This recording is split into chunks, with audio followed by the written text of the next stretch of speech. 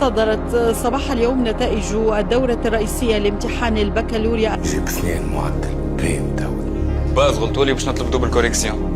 جيب زوز وطالب دوبل كوريكسيون. يا حتى كان غلطولك في قضية غلطولك بونتو زوز 3 5 ياسر بعيد راك لازم الدرويش بتاعك. السنة اللي عمره ما نجح كان انت، وانا مضحية بروحي وبكل شيء.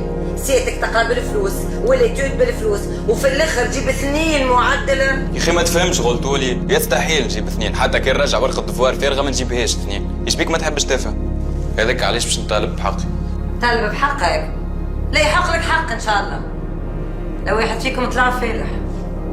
صاحب أعلى معدل في الدورة الرئيسية لامتحانات البكالوريا 19.96. كلها خذيت 19 18 باك وخرجت فيها. يا وقاعد باك بليس 3 قاعد ينيك قاعد معذب يسرح بالهوش والزب. تقول لي الباك قرايه